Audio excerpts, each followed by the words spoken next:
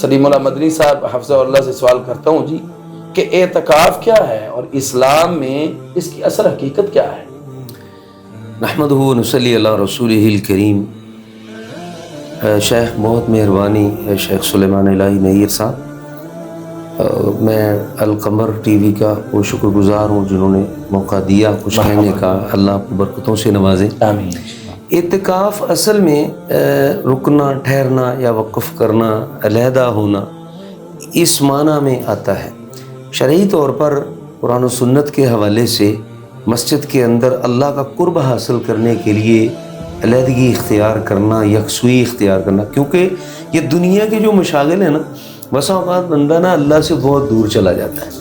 تو اللہ تبارک و تعالیٰ کی جس طرح رمضان کی آمد کی وجہ سے اس کی بڑی رحمتیں اور برکتیں آتی ہیں اور گناہوں کو ایک بریک لگ جاتی ہے نا جی، اسی طرح یہ اعتکاف بھی ایک اللہ کی بہت بڑی جو ہے نا وہ نعمت ہے، اعزاز ہے اللہ کا اہل اسلام کے لیے۔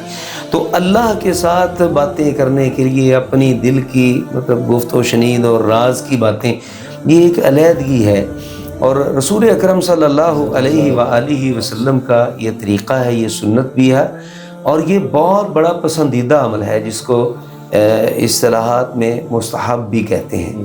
فرض تو نہیں ہے، تو یہ مستحب ہے۔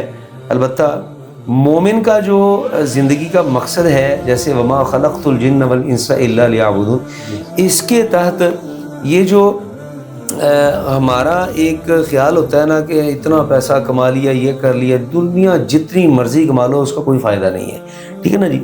تو اس لیے کامیاب ترین وہی بندہ ہے جو اللہ کے زیادہ سے زیادہ قریب ہو گیا۔ بس یہ اعتکاف جو ہے نا، یہی ایک چیز ہے۔ کیا بات ہے۔